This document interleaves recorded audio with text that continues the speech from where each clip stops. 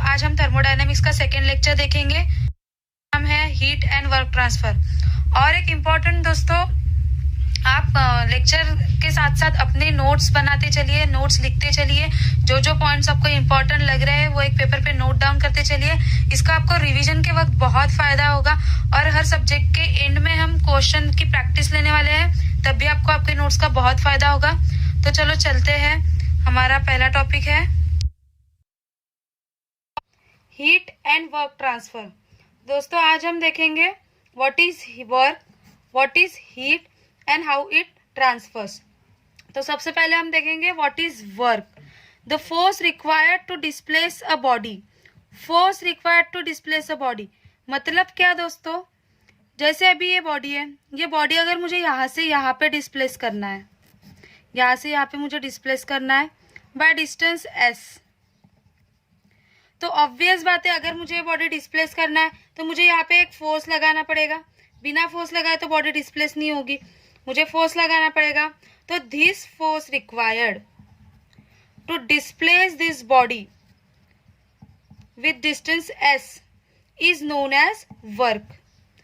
किसी चीज को डिस्प्लेस करने के लिए जितना फोर्स रिक्वायर्ड होता है तो ये हमें कौन बताता है? वर्क बताता है। फोर्स का यूनिट है न्यूटन। डिस्प्लेसमेंट, डिस्प्लेसमेंट क्या है? लेंथ है, इसका यूनिट है मीटर। तो वर्क का यूनिट क्या हो गया दोस्तों? Newton metre. वर्क का यूनिट क्या हो गया? Newton metre. अभी न्यूटन मीटर को हम जूल भी कहते हैं। Newton metre is also known as joule. इसका वर्क का ऐसा यूनिट जूल भी है। अभी हम देखते हैं, अभी ये हो गया सॉलिड के लिए। अभी थर्मोडायनेमिक्स में हम सिलेंडर के बारे में पढ़ेंगे, उसमें वेरियस गैसेस का फ्लो रहता है। तो गैसेस के लिए वर्क कैसे कैलकुलेट करना है वो हम देखेंगे। तो गैसेस के लिए pressure required to change volume of gas by d v. Pressure required to change volume मतलब क्या? अभी जैसे ये सिलेंडर है, ये पिस्टन है, ये पिस्टन की फर्स्ट पोजीशन है जिसमें ये इतना वॉल्यूम कवर कर रहा है, और ये पिस्टन की सेकेंड पोजीशन है जहाँ पे हमें वो डिस्प्लेस करना है। This is first position and this is second position जहाँ पे हमें वो डिस्प्लेस करना है। तो हमें कितने वॉल्यूम से डिस्प्लेस करना है? इतना वॉल्यूम है जिससे हमें पिस्टन डिस्प्लेस करना है, हम इसको डीवी कहेंगे। अगर हमें कोई पिस्टन डीवी वॉल्यूम से डिस्प्लेस करना है जिसका प्रेशर है P, कोई गैस का प्रेशर P है और वो हमें डीवी वॉल्यूम से डिस्प्लेस करना है, तो उसके लिए हमें वर्क रिक्वायर्ड कितना होगा दोस्तों? Integral P dV। कितना होगा? Integral P dV from V1, this is V1, to V2, this is V2। ये इतना जो वॉल्यूम है पूरा ये हो गया V2। Integral P dV from V1 to V2। अभी यही हमें ग्राफ पे दिखाना है, तो हम कैसे दिखाएंगे? सपोज मुझे इस पोजीशन से इस पोजीशन तक, this is V1 and this is V2 लाना है। अगर मैं ये पाथ फॉलो कर रही हूँ तो work done will be what? Area under this path. Work done will be what? Area under this path. ये जो पाथ के नीचे का एरिया, हमें पता है कि इंटीग्रेशन मतलब क्या होता है दोस्तों? एरिया होता है। यहाँ पे इसका इंटीग्रेशन कर रहे हैं मतलब क्या? हमें इस ग्राफ का एरिया निकालना है। ये जो एरिया है ये हमें क्या बताएगा? वर्क डन बताएगा उस गैस के लिए। अभी हम देखेंगे व्हाट इज पाथ फंक्शन। तो पाथ फंक्शन क्या होता है? अभी सपोज मैं कोई सिस्टम 1 से 2 स्टेट पे ला रही हूँ, तो मैं उसको यहाँ से ऐसे ये पाथ से भी ला सकती हूँ, मैं उसको ये पाथ से भी ला सकती हूँ, मैं उसको ये पाथ से भी ला सकती हूँ। Let this be A path, this be B path and this be C path. मैं उसको ए पाथ से भी ला सकती हूँ, बी पाथ से भी ला सकती हूँ और सी पाथ से भी ला सकती हूँ। तो अभी क्या होगा? हमें पता है कि वर्क डन क्या होता है? एरिया अंडर दिस ग्राफ होता है। तो ए के नीचे का जितना एरिया है, अगर मैं ए पाथ फॉलो कर रही हूँ तो मेरा वर्क डन कितना हो जाएगा? ए के नीचे का जितना एरिया है, इसे मैं 1 ये नाम दे रही हूँ, 1 नाम दे रही हूँ। अगर मैं बी पाथ फॉलो कर रही हूँ तो मेरा एरिया कितना हो जाएगा? 1 + 2। मतलब बी के नीचे का एरिया कितना है 1+2, मतलब मेरा वर्क डन कितना हुआ, एरिया ऑफ 1+2। अगर मैं सी पाथ फॉलो कर रही हूँ तो मेरा एरिया कितना हो गया 1+2+3, मतलब मेरा वर्क डन कितना हो गया 1+2+3। तो यहाँ पे क्या हो रहा है दोस्तों कि फाइनल स्टेज और इनिशियल स्टेज सेम है, लेकिन जो वर्क डन है वो चेंज हो रहा है। मतलब जो वर्क डन है वो किस पर डिपेंड है, यहाँ पे पाथ पर डिपेंड है। तो जो फंक्शन ऐसे होते हैं जो पाथ पे डिपेंडेंट फंक्शन होते हैं, ऐसे फंक्शन को हम क्या कहेंगे, पाथ फंक्शन। तो वर्क पाथ पे डिपेंड है, हमने अभी देखा, तो वर्क क्या हो गया, पाथ फंक्शन हो गया। Now we will see what is point function. तो अभी मैं सेम एग्जांपल ले रही हूँ दोस्तों। This is PV diagram. System is changing from one state to second state. तो through path A and through path B, ये दो पाथ से अगर सिस्टम एक स्टेज से दूसरे स्टेज पे आ रही है, यहाँ पे इसका प्रेशर है P1, इसका प्रेशर है P2। अभी चाहे मैं ए पाथ से आऊँ, अगर मैं ए पाथ से आई तो इसका इनिशियल प्रेशर P1 रहेगा, फाइनल प्रेशर P2 रहेगा। अगर मैं बी पाथ से आई तो भी इसका इनिशियल प्रेशर P1 ही रहेगा और फाइनल प्रेशर P2 ही रहेगा। चाहे मैं ए पाथ से आऊँ या मैं बी पाथ से आऊँ, लेकिन इसका जो प्रेशर है वो नहीं चेंज होगा, जो initial pressure and final pressure है वो सेम ही रहेगा। ऐसी जो सिस्टम होती है जिसमें ऐसी जो क्वांटिटीज होती है जो चेंज नहीं होती, पाथ के हिसाब से चेंज नहीं होती, which are not dependent on path, ऐसे क्वांटिटीज को हम क्या कहेंगे, पॉइंट फंक्शन। तो दोस्तों ये याद रखना कि point function are always exactly differential, these are exactly differential function, और पाथ फंक्शन डिफरेंशियल नहीं होते। पॉइंट फंक्शन डिफरेंशियल होते हैं, एग्जैक्टली डिफरेंशियल होते हैं, और पाथ फंक्शन एग्जैक्टली डिफरेंशियल नहीं होते। तो अभी इसके एग्जांपल्स क्या है, तो प्रॉपर्टीज, जैसे प्रॉपर्टीज होती है कोई भी चीज की, हमने पहले ही देखा था कि प्रॉपर्टीज क्या डिफाइन कर रही है, हमारी स्टेट डिफाइन कर रही है। तो स्टेट डिफाइन कर रही है मतलब क्या कि पर्टिकुलर स्टेट पे वो चेंज नहीं हो रही है, चाहे उस स्टेट पे तुम किसी भी पाथ से आओ, पाथ पे डिपेंड नहीं रहती है प्रॉपर्टीज, इसलिए properties are point function. Properties जैसे कि ये प्रेशर है, प्रेशर हमने एग्जांपल में देखा दोस्तों, यहाँ पे वॉल्यूम है, एंट्रोपी है, ये सब क्या है, प्रॉपर्टीज है, and these are not depend on path, so these are point function. अभी हम देखेंगे थर्मोडायनेमिक्स की डिफरेंट प्रोसेसेस कौन सी होती है। तो सबसे पहले हम इसको क्लासिफाई करेंगे रिवर्सिबल प्रोसेस और इरिवर्सिबल प्रोसेस। रिवर्सिबल प्रोसेस क्या होती है, जिसमें लॉसेस नहीं होते, मतलब विदाउट लॉस होती है। तो अभी लॉसेस कौन से होता है दोस्तों, लॉसेस जैसे कि है फ्रिक्शन लॉस, उसके बाद में एयर रेजिस्टेंस हम बोल सकते हैं, मतलब जो लॉस कर रहा है, जो हमारा वर्क है वो निगेटिव में लेके जा रहा है, हम जितना वर्क प्रोवाइड कर पा रहे हैं उतना हमें आउटपुट नहीं मिल पा रहा है, किसके वजह से नहीं मिल पा रहा है, लॉसेस की वजह से नहीं मिल पा रहा है। तो जिसमें लॉसेस नहीं होते हैं ऐसे प्रोसेस को हम कहते हैं reversible process, means which it can be reversible, क्योंकि इसमें लॉसेस नहीं हो रहे हैं, तो जितना हम वर्क इनपुट दे रहे हैं उतना हम फिर से आउटपुट उसमें से निकाल सकते हैं, क्योंकि लॉस उसमें नहीं हो रहा है। और इरिवर्सिबल प्रोसेस क्या है, जिसमें लॉसेस हो रहे हैं, मतलब हम जितना वर्क दे रहे हैं उतना हमें आउटपुट नहीं मिल रहा है। तो लॉसेस मतलब क्या, वही फ्रिक्शन लॉसेस है, एयर रेजिस्टेंस है, ऐसे कुछ लॉसेस होते हैं जो प्रैक्टिकली होते हैं, जो प्रोसेस चलता है उसमें प्रैक्टिकली लॉसेस होते हैं। प्रोसेस जितनी भी प्रोसेस चलती है सब इरिवर्सिबल प्रोसेस ही होती है, रिवर्सिबल प्रोसेस प्रैक्टिकली पॉसिबल नहीं है।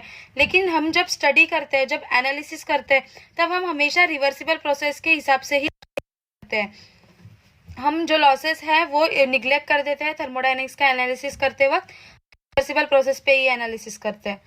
अभी देखो what is quasi static process, ये भी इंपॉर्टेंट प्रोसेस है दोस्तों, इस पे ध्यान रखना। अगर कोई सिलेंडर है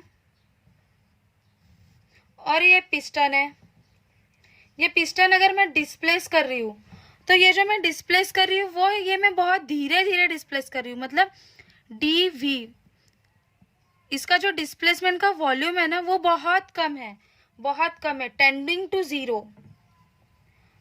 तो अभी अगर वॉल्यूम टेंडिंग टू जीरो है, मतलब डिस्प्लेसमेंट बहुत कम हो रहा है, तो टाइम रिक्वायर्ड टू डिस्प्लेस क्या होगा, इन्फिनिटी होगा। टाइम ज़्यादा लगेगा। अगर बहुत कम वॉल्यूम डिस्प्लेस हो रहा है, मुझे अगर यहाँ से यहाँ पे डिस्प्लेस करना है, तो टाइम रिक्वायर्ड क्या होगा, इन्फिनिटी होगा। तो जब कोई प्रोसेस एक्सट्रीमली स्लो स्पीड पे चलता है, बहुत स्लो स्पीड पे चल रहा है, तब हम उसको क्या कहेंगे, क्वासी स्टैटिक प्रोसेस। समझ में आ रहा है दोस्तों, मतलब एक्सट्रीमली स्लो प्रोसेस होता है ये। और इस प्रोसेस में लॉसेस जीरो होते हैं। इस प्रोसेस में क्या होते हैं, जीरो लॉसेस होते हैं। पर ये प्रैक्टिकली पॉसिबल है क्या दोस्तों, प्रैक्टिकली पॉसिबल नहीं है। जीरो लॉसेस कभी प्रैक्टिकली पॉसिबल नहीं है। क्वासी स्टैटिक प्रोसेस भी प्रैक्टिकली पॉसिबल नहीं है।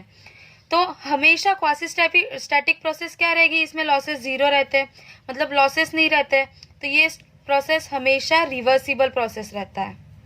क्वासी स्टैटिक प्रोसेस क्या रहेगा, फिर हमेशा रिवर्सिबल रहेगा, क्योंकि इसमें लॉसेस नहीं होते हैं और ये इनफाइनाइट टाइम के लिए होता है। टाइम रिक्वायर्ड बहुत ज़्यादा होता है इसमें। अभी हम देखेंगे what is flow and non flow process. Flow process क्या होता है और नॉन फ्लो प्रोसेस क्या होता है। फ्लो मतलब क्या, किसी चीज का फ्लो मतलब किसी चीज का चलना। अगर कोई चीज फ्लो हो रहा है, उसका मतलब क्या हो रहा है, उसमें मास चेंज हो रहा है, उसका मास फ्लो हो रहा है, मास कांस्टेंट नहीं रह रहा है। जिसमें मास कांस्टेंट नहीं रहता है, मास का फ्लो चालू रहता है, ऐसे प्रोसेस को हम क्या कहेंगे, फ्लो प्रोसेस कहेंगे। तो इसका एग्जाम्पल है पंप। जैसे अभी हम घर में पंप लगाते हैं, पाइप के लिए सबके घर में पंप होता है टैंक पे, तो उसमें से हम क्या करते हैं, वाटर का फ्लो होता है, पंप में वाटर का फ्लो होता है। तो वाटर फ्लो हो रहा है, मतलब वाटर का मास कांस्टेंट रह रहा है क्या, नहीं रह रहा है। तो ऐसे सिस्टम को हम क्या कहेंगे, फ्लो प्रोसेस कहेंगे। और है अभी non flow process. Non flow process मतलब क्या, जिसमें फ्लो नहीं हो रहा है।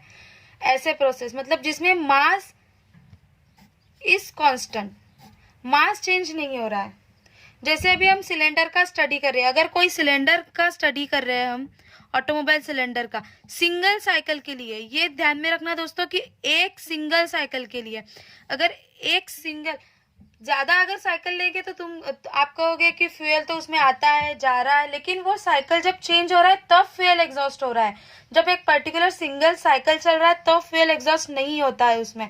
जब हम सिंगल साइकिल का एनालिसिस करते हैं सिलेंडर का, तो हम नॉन फ्लो प्रोसेस से एनालिसिस करेंगे।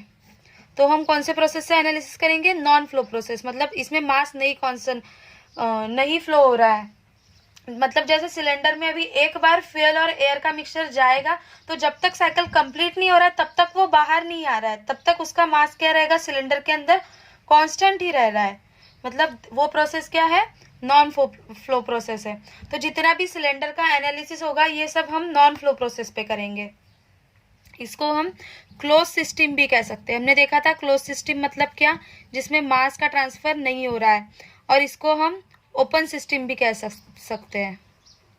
हमने देखा था ना, पिछले लेक्चर में देखा है दोस्तों हमने। अगर आपने नहीं देखा होगा तो वो लेक्चर एक बार देख लीजिए। अभी हम देखेंगे कि जो ये नॉन फ्लो प्रोसेस होती है वो अलग अलग तरह से होती है, अलग अलग टाइप से होती है। तो वो टाइप्स कौन से हैं। तो सबसे पहला टाइप है हमारा आइसोबारिक प्रोसेस। सबसे पहले हम देखेंगे आइसोबारिक प्रोसेस। तो अभी आइसोबारिक प्रोसेस क्या होता है, the process which is held at constant pressure, मतलब कांस्टेंट प्रेशर पे जो प्रोसेस होता है। मतलब जैसे अभी मैं ये पीवी डायग्राम ड्रॉ कर रही हूं,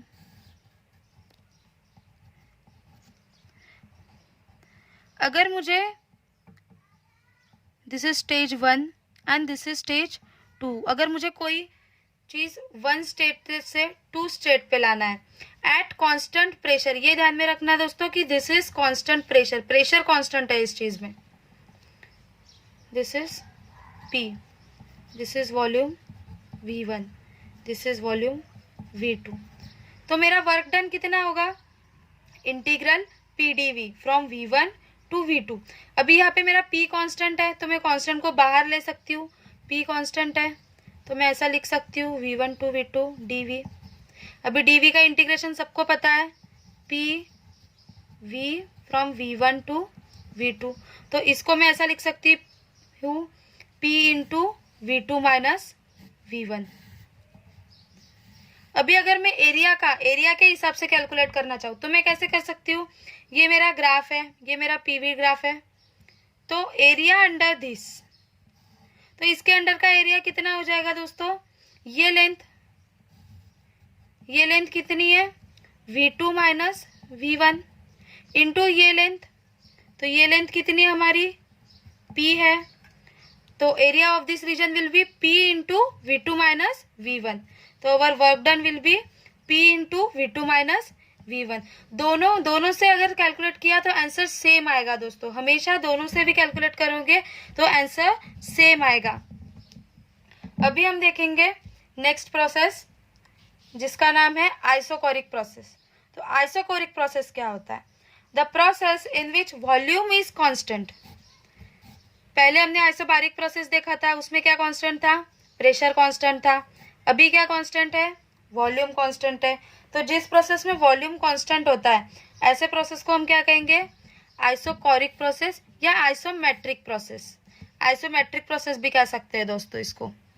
तो अभी मैं आपको दिखाऊंगी कि ग्राफ पे दिखाऊंगी, this is P, this is V। अभी एक कांस्टेंट वॉल्यूम प्रोसेस है, तो कांस्टेंट वॉल्यूम प्रोसेस का ये कैसा रहेगा डायग्राम, वर्टिकल लाइन रहेगा। This is state 1, this is state 2, 1 से 2 पे आ रहा है। अभी एरिया अंडर दिस डायग्राम, तो एरिया अंडर दिस डायग्राम कितना आ रहा है दोस्तों, पॉइंट आ रहा है। पॉइंट का एरिया कितना होता है, 0 होता है, तो वर्क डन कितना हो गया, 0 हो गया।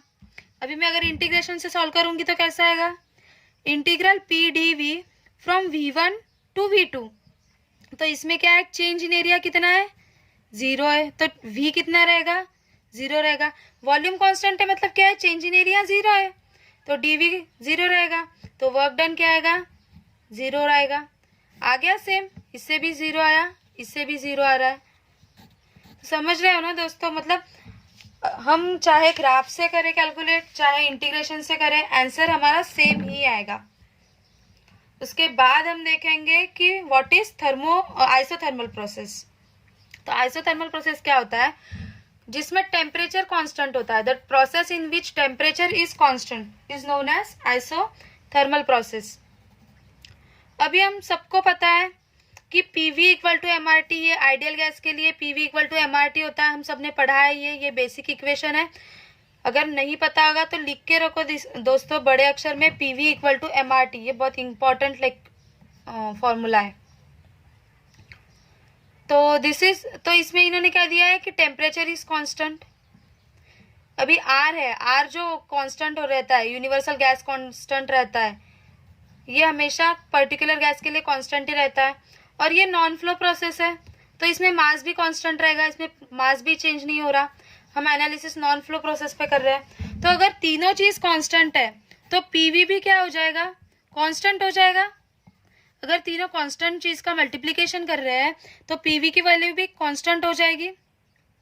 तो इसको मैं ऐसा लिख सकती हूँ कि PV इक्वल टू कांस्टेंट। अभी मैं अगर फर्स्ट स्टेज पे एनालिसिस करने जाऊँ, जैसे अभी ये है PV डायग्राम, मेरा PV डायग्राम है, this is 1, this is 2, this is first stage, this is second stage. तो अगर मैं फर्स्ट पेज पे लिखने जाऊँ तो मैं ऐसा लिख सकती हूँ P1 V1, अगर PV कांस्टेंट है तो P1 V1 भी उतना ही रहेगा जितना ये कांस्टेंट है, इक्वल टू P2 V2 भी रहेगा, एंड इक्वल टू जितने भी प्रेशर वॉल्यूम, जितने भी पूरे प्रेशर वॉल्यूम इस प्रोसेस में आएंगे, सबका जो प्रोडक्ट है, जो PV है, वो क्या रहेगा, कांस्टेंट ही रहेगा। अभी मैं P को ऐसा लिख सकती हूँ P1 V1 अपॉन V, ये V अगर मैं नीचे लेके गई तो क्या होगा, P is equal to P1 V1 upon V, जहाँ पे P1 V1 क्या है, कांस्टेंट है, P1 V1 की वैल्यू क्या है, कांस्टेंट है। तो अभी ये इक्वेशन हम इंटीग्रेशन के लिए यूज करेंगे दोस्तों। अभी इसका एरिया निकालना तो डिफिकल्ट है, ये कर्व के नीचे का एरिया निकालना डिफिकल्ट है, तो इसे हम इंटीग्रेशन से सॉल्व करेंगे। तो अभी देखते हैं इंटीग्रेशन कैसे करेंगे। तो वी नो कि work done is integral P dV from V1 to V2। अभी हमारा P क्या है, P1 V1 upon V, P की value P1 V1 upon V मैंने यहाँ पे लिख दी। अभी P1 V1 मेरा कांस्टेंट है, तो मैं यहाँ पे C ले रही हूँ, कांस्टेंट ले रही हूँ। अभी हम कांस्टेंट को इंटीग्रेशन के बाहर निकाल सकते हैं, निकाल सकते हैं। तो मैं इसको ऐसा लिख सकती हूँ, सी integral dv/v from v1 to v2। ये कांस्टेंट जो है ये मैंने बाहर निकाल लिया। अभी हमको पता है कि 1/v का इंटीग्रेशन क्या होता है, लॉग होता है, लॉग ऑफ v होता है from v1 to v2, log होता है।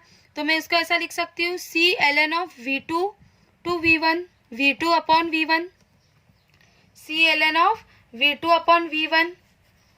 तो हमारा फॉर्मूला क्या बन जाएगा, सी क्या है हमारा, p1 v1 है, तो सी के जगह पे मैं p1 v1 सब्स्टिट्यूट कर दूंगी।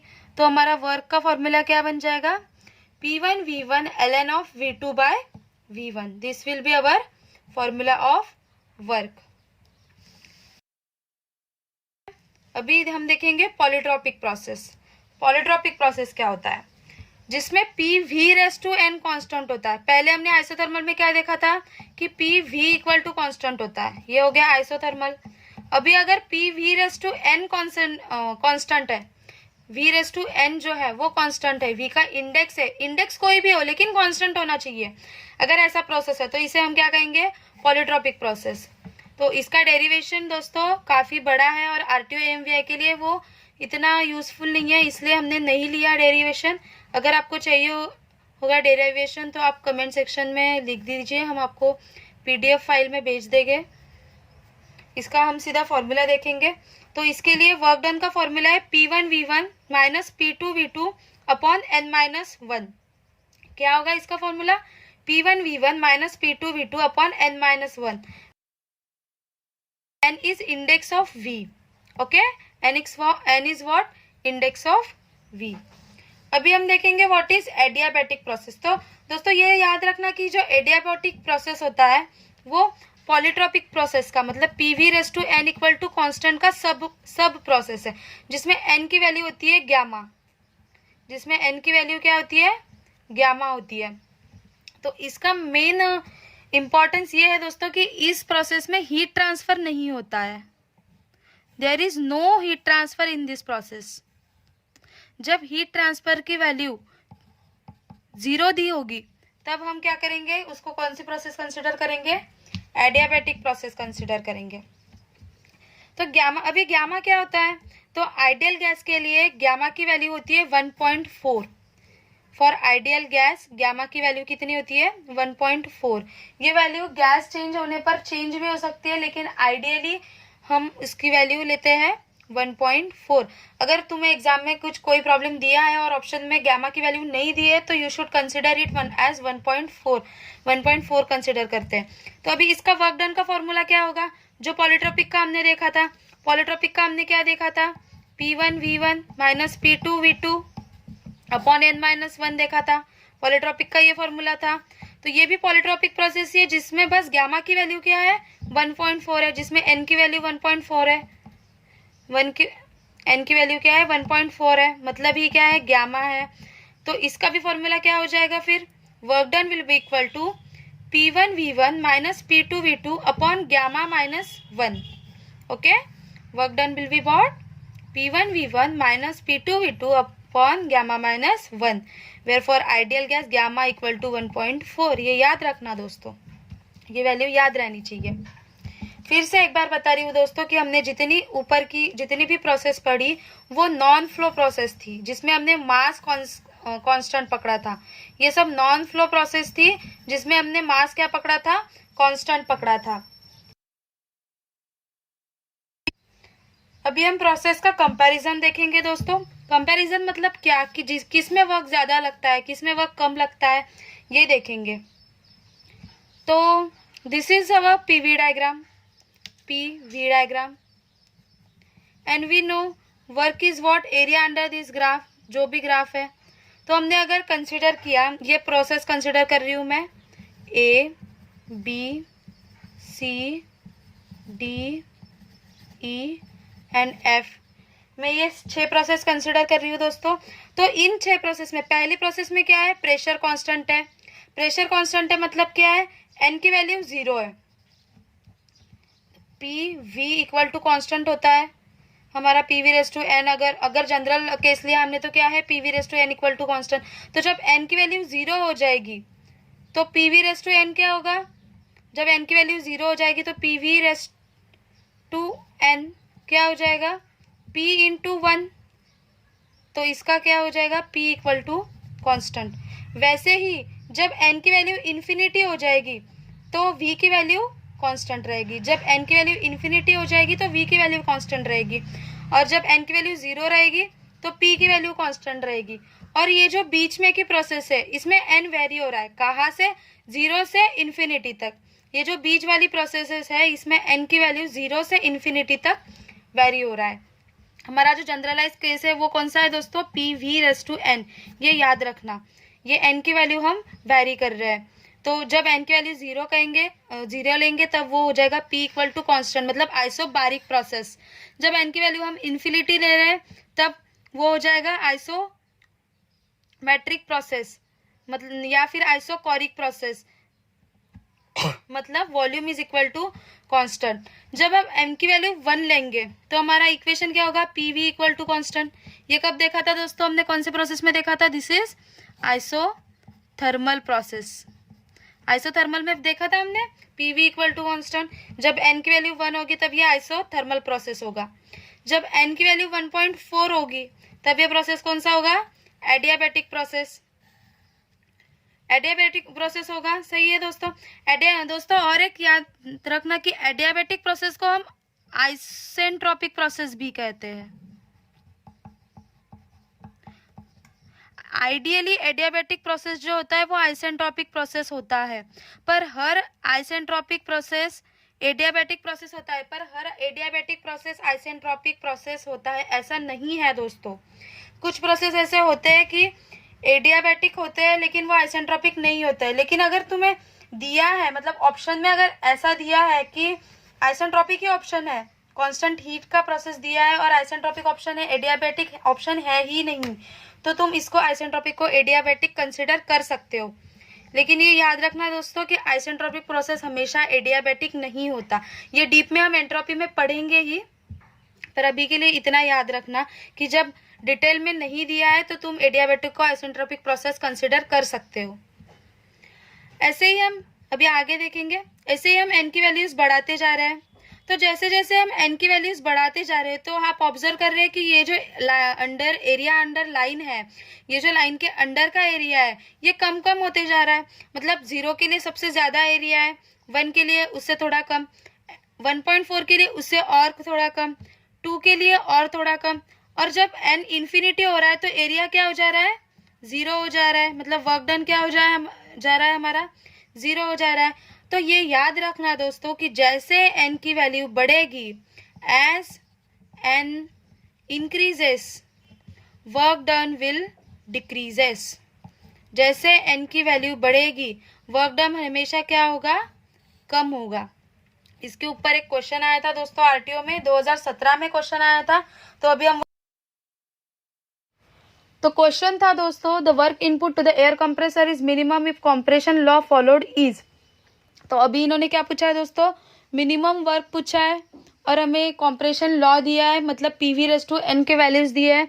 अभी हमने देखा कि जब एन की वैल्यू बढ़ी रहती है तो वर्क सबसे, जितनी एन की वैल्यू बढ़ेगी उतना वर्क कम होते जाएगा। तो अभी हम इसमें चेक करेंगे कि सबसे बड़ी एन की वैल्यू किस में है। तो फर्स्ट ऑप्शन है हमारा PV raise to 1.4 equal to constant. इसमें एन की वैल्यू क्या है, 1.4। सेकेंड ऑप्शन है पीवी इक्वल टू कॉन्स्टेंट। इसमें 1 की वैल्यू क्या होगी दोस्तों, वी का इंडेक्स क्या है, इसमें 1 है, तो n की वैल्यू क्या हो गई, 1 हो गई। Third is P V raise to 1.2 equal to constant. तो इसमें n की वैल्यू क्या हो गई, 1.2 हुई, सही है। इसके बाद P V raise to 1.35 equal to constant. तो इसमें n की वैल्यू कितनी हो गई, 1.35, बिल्कुल बराबर। अभी इसमें सबसे ज़्यादा n की वैल्यू कौन से इसमें है, कौन सी सबसे बड़ी वैल्यू है, 1.4 सबसे बड़ी है। तो हमारा आंसर क्या होगा, वर्क डन सबसे कम किस में होगा, पी वी रेस टू 1.4 में। तो हमारा आंसर होगा first, P V raise to 1.4 equal to constant. तो दोस्तों हमने अभी डिस्कस किया था कि जिस प्रोसेस में अगर स्पेसिफिकली गिवन ना हो तो हम एडियाबैटिक प्रोसेस को आइसेंट्रोपिक प्रोसेस भी कह सकते हैं। तो यहाँ पे इसीलिए इन्होंने दिया है isentropic process PV⁻1.4 equal to constant.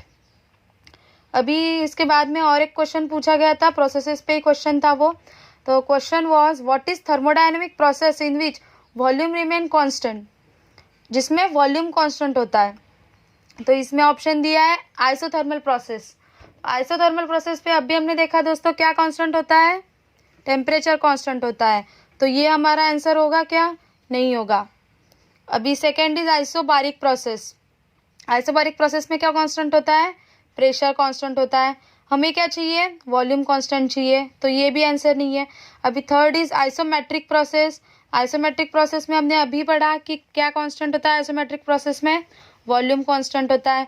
हमें पूछा क्या है, वॉल्यूम कांस्टेंट पूछा है, तो हमारा आंसर क्या हो जाएगा, आइसोमेट्रिक प्रोसेस। तो third option is our answer. उसके बाद में है frictionless pendulum is example of. अभी फ्रिक्शनलेस पेंडुलम, तो अभी हमने देखा कि जिस चीज़ में फ्रिक्शन नहीं होता, जिस चीज़ में फ्रिक्शन नहीं होता, जो एक आइडियल प्रोसेस होती है, ऐसे प्रोसेस को हम क्या कहते हैं, हीट इंजन कहते हैं क्या दोस्तों, नहीं कहते हैं। इर्रिवर्सल प्रोसेस में क्या फ्रिक्शन होता है, फ्रिक्शन कंसिडर करते हैं, मतलब ये भी आंसर नहीं है। आईसी इंजन होता है क्या, नहीं, आईसी इंजन में भी फ्रिक्शन तो होता ही है आईसी इंजन में। उसके बाद में है रिवर्सिबल प्रोसेस। तो reversible process is the what process दोस्तों, आइडियल प्रोसेस। आइडियल प्रोसेस मतलब क्या, जिसमें फ्रिक्शन नहीं होता, जिसमें लॉसेस, किसी टाइप के लॉसेस नहीं होते, ऐसे प्रोसेस को हम क्या कहते हैं, रिवर्सिबल प्रोसेस। तो हम क्या बोलेंगे, हमारा आंसर क्या होगा, frictionless pendulum is the example of reversible process. अभी इसके बाद में 2013 में और एक क्वेश्चन आया था दोस्तों, तो process during which there is no heat transfer, और ऑप्शंस थे जिसमें क्या हो रहा है, हीट ट्रांसफर नहीं हो रहा है, और ऑप्शंस दिए थे adiabatic process, isometric process, isothermal process and polytropic process. तो दोस्तों ये इस क्वेश्चन का आंसर आपको आपके मन से कमेंट बॉक्स में टाइप करना है। आप इसका आंसर ढूंढिए और हमें कमेंट बॉक्स में टाइप कीजिए। लेक्चर ध्यान से सुनोगे तो आपको इसका आंसर मिल जाएगा दोस्तों। आपको कोई क्वेरीज होगी, आपके कोई क्वेश्चंस होंगे, सजेशंस होंगे, कोई दिक्कत होगी प्रॉब्लम के बारे में, लैंग्वेज के बारे में, तो आप कमेंट सेक्शन में डालिए दोस्तों, हम आपकी प्रॉब्लम सॉल्व करेंगे। अगर आपको हमारा लेक्चर अच्छा लगा हो तो लाइक कीजिए, सब्सक्राइब कीजिए। थैंक यू दोस्तों, कल हम हीट के देखेंगे।